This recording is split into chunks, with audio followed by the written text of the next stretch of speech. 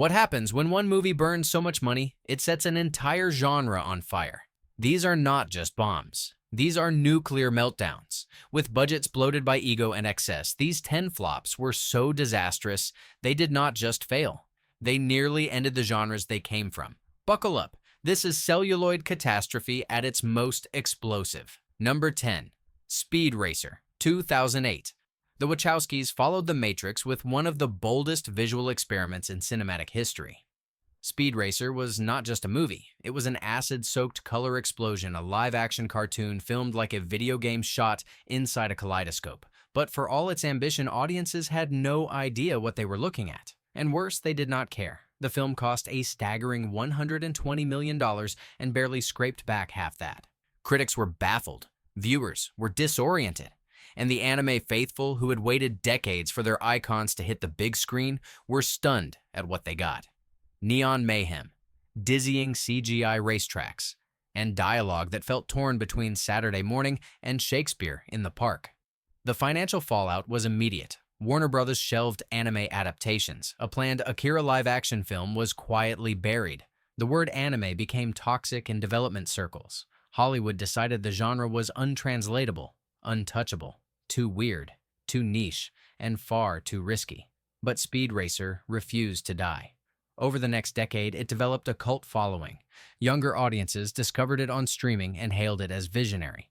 Critics began reappraising it as ahead of its time. Today, it is revered not just as a misunderstood masterpiece, but as a warning, because Speed Racer did not just crash and burn. It torched the starting line for anime to live-action cinema, and no one dared race on that track again for years. Number 9. John Carter, 2012. It was supposed to be Disney's Star Wars, a century-old sci-fi legend reimagined as a billion-dollar franchise. But John Carter was dead on arrival. Not because it lacked story, not because it lacked scope, but because it was the most expensive movie no one understood or asked for. With a budget ballooning to over $250 million, this adaptation of Edgar Rice Burroughs' Barsoom novels was all spectacle and no sense. The title told audiences nothing. The marketing campaign was a masterclass in confusion. And the story, a Confederate soldier teleported to Mars to fight alien wars, was a hard sell, even in the golden age of superheroes. The result was one of the biggest box office disasters in history. Disney lost nearly $200 million. Plans for sequels were scrapped. The director Andrew Stanton, who had brought us Finding Nemo, was thrown into live-action exile. And the ripple effect hit harder than anyone predicted. Hollywood took a cold, hard look at pulp sci-fi. Burroughs, Flash Gordon, Buck Rogers, they all suddenly felt radioactive. Studios backed away from ambitious space operas without brand recognition. And the dream of building a new universe from scratch looked suicidal. What stung most was that John Carter was not a bad movie. It had heart, it had vision, it had moments of genuine wonder. But in the blood sport of blockbuster filmmaking, heart means nothing if no one buys a ticket. And so the pulp sci-fi epic joined the endangered species list, all because one hero got lost on Mars and never found his way back. Number 8. Mars Needs Moms, 2011. No one could have predicted that a children's movie would become one of the most expensive disasters in animation history. But Mars Needs Moms did more than bomb. It detonated an entire studio and left a smoking crater in the motion capture genre. Backed by Disney and directed by Simon Wells, this film used Robert Zemeckis' cutting-edge Image Movers digital studio to turn actors into CGI puppets. The result was a visually strange, uncanny experience that felt more robotic than human. The characters looked stiff and alien. The animation style sent children running. And parents just stared in horror. The production cost was astronomical, over $150 million, but the movie made barely 30 back. Critics roasted it, audiences ignored it, and within weeks, Disney pulled the plug on Image Movers Digital completely. Just like that. One film, one failure, and the whole studio was gone. But the damage ran deeper. Motion capture animation had been Zemeckis' obsession through The Polar Express, Beowulf, and A Christmas Carol. And for a while, studios believed it was the future. But Mars Needs Moms killed the dream cold. Suddenly, motion capture looked like a mistake, an expensive distraction from the warmth and charm of traditional animation. Studios reevaluated their pipelines, projects were canceled, Zemeckis retreated to live action, and family-friendly motion capture films became a ghost genre, one that died not with a bang, but with a mom getting abducted by Martians and no one showing up to care. In the end, Mars Needs Moms proved that technology alone cannot carry a story, and when the soul is missing, even the most advanced animation will crash to Earth. Number 7. Ishtar 1987. You know the name, even if you have never seen the film. Ishtar has become shorthand for Hollywood excess. For a movie so over-budget, overhyped, and underwhelming, it brought the comedy genre to its knees. And the fall was brutal. Directed by Elaine May and starring Warren Beatty and Dustin Hoffman, Ishtar was intended as a buddy comedy in the spirit of Hope and Crosby. Two clueless lounge singers stumble into Cold War intrigue in the Middle East. Simple premise. Star power, massive budget. And then everything went wrong. Filming dragged on. The budget ballooned to over $50 million, a fortune at the time. There were disputes over locations, rewrites, creative clashes. The director demanded reshoots in the Moroccan desert, and the studio watched in horror as the costs piled up like sand dunes.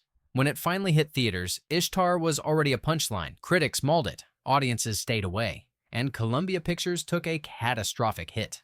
The message was loud and clear.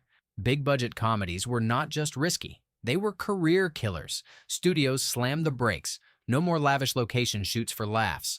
No more blank checks for passion projects. For years, comedy was relegated to lower budgets, tighter scripts, and safer bets. The high-concept comedy adventure vanished.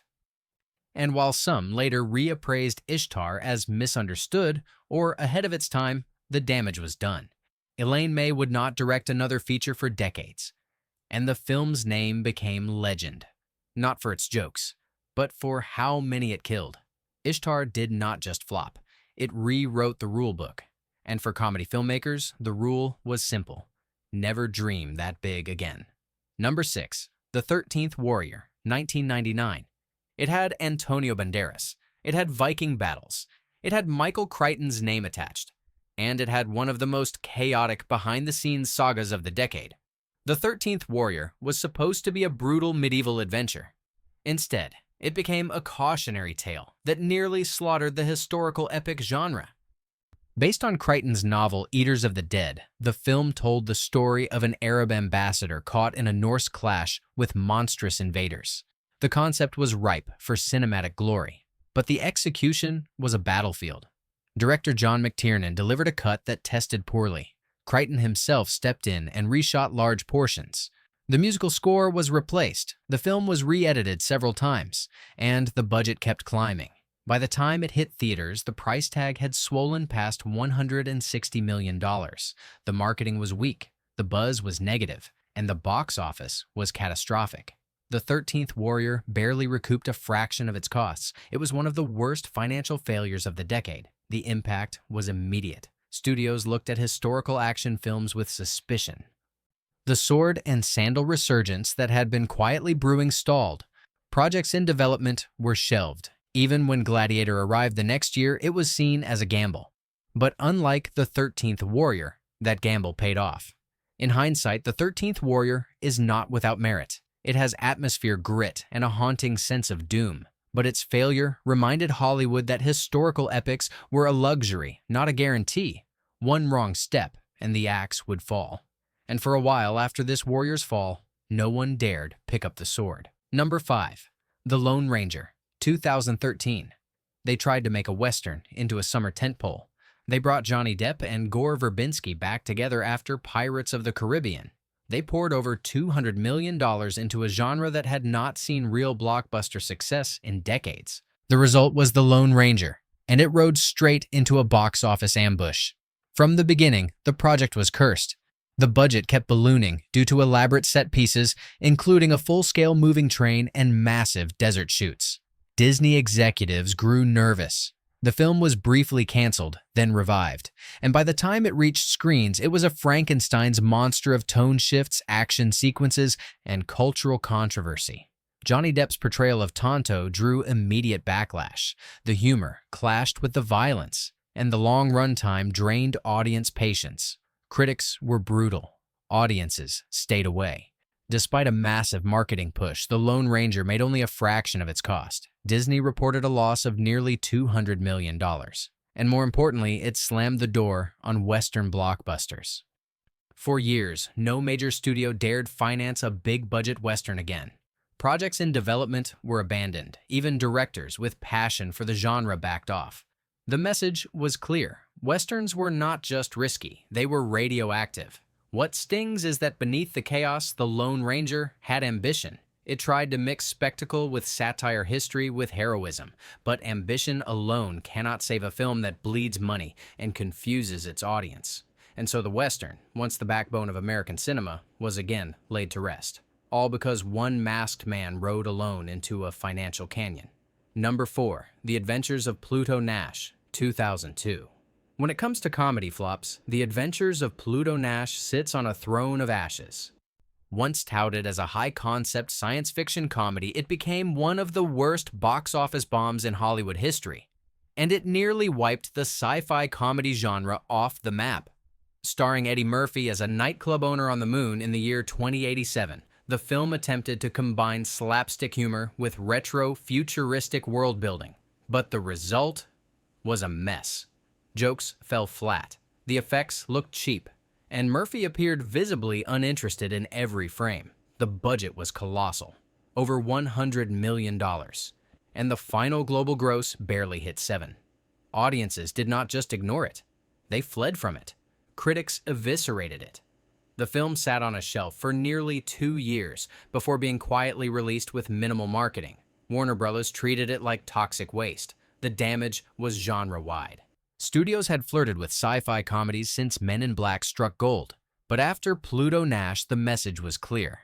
Sci-fi was serious business. Mixing it with laughs was a dangerous gamble. Projects like Galaxy Quest 2 were shelved. Writers with hybrid comedy ideas were shown the door. The window for weird future comedy closed almost overnight. And for Eddie Murphy, it marked a turning point. Once the king of the box office, he entered a long phase of flops and career reboots. The moon may be cold, but this film's legacy was ice. Pluto Nash did not just crash. It sucked the oxygen out of an entire subgenre and left behind a deep crater that no one dared land on for years. Number 3. Cutthroat Island, 1995. Before Jack Sparrow, there was Morgan Adams. And before Pirates of the Caribbean conquered the box office, Cutthroat Island nearly drowned pirate movies forever. This swashbuckling disaster did not just lose money, it torpedoed careers, sunk a studio, and made Hollywood terrified of the high seas. Directed by Rennie Harlin and starring Geena Davis, this film aimed to revive the golden age of pirate adventure. It had massive ship sets, real explosions, Caribbean locations, and a budget that spiraled past $100 million. Unheard of at the time for the genre, but what it lacked was audience interest. The script was weak, the characters were flat, and the marketing could not convince viewers to care about a female-led pirate film. It opened to near-empty theaters and earned less than $11 million domestically.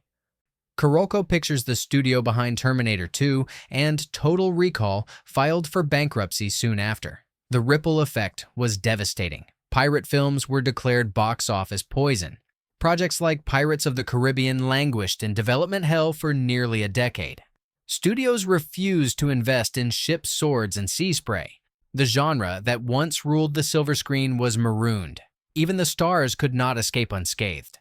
Geena Davis's career took a major hit. Harlan's directorial clout evaporated, and Cutthroat Island became a punchline for reckless Hollywood spending. Years later, when Disney finally resurrected the pirate genre, they did so with trepidation, because everyone remembered the island that cost a fortune and buried the genre in its wake. Number 2. Final Fantasy, The Spirits Within, 2001. It was supposed to be the future of animation. It turned out to be the funeral.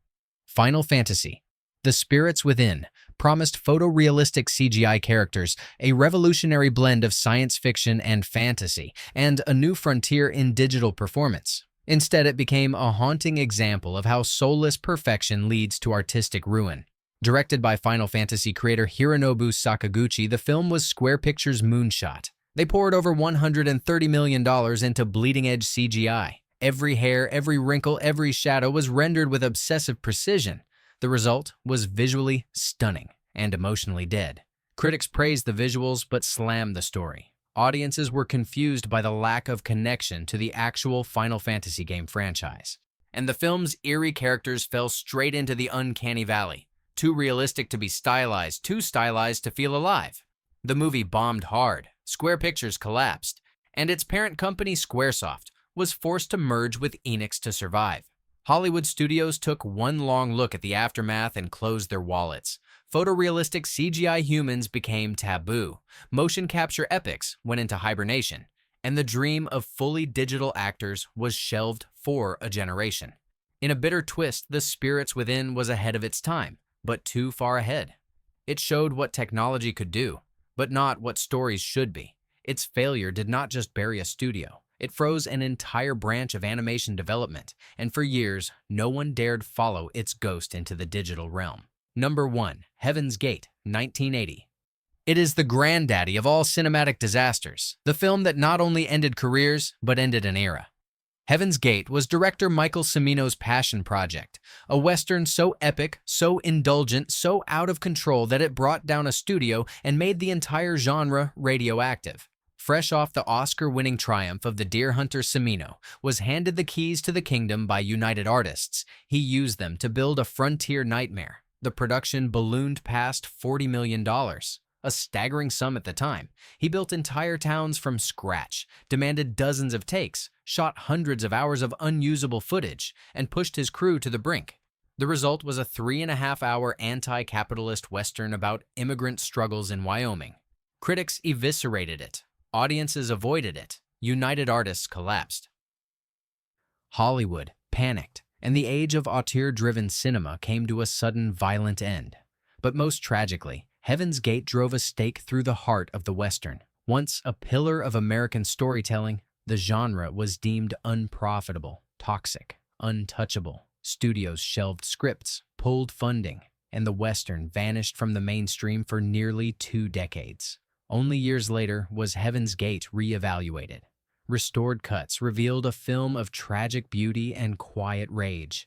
But by then, the damage was legend. It had become the blueprint for how excess and ego could destroy not just a movie, but a legacy. Heaven's Gate did not just kill a film. It ended a frontier. When movies fail this hard, the wreckage is not just financial, it is cultural. These 10 flops were more than box office misfires. They scared studios, silenced voices, and changed the course of entire genres. Which one shocked you the most? Hit like, subscribe, and let the postmortems continue.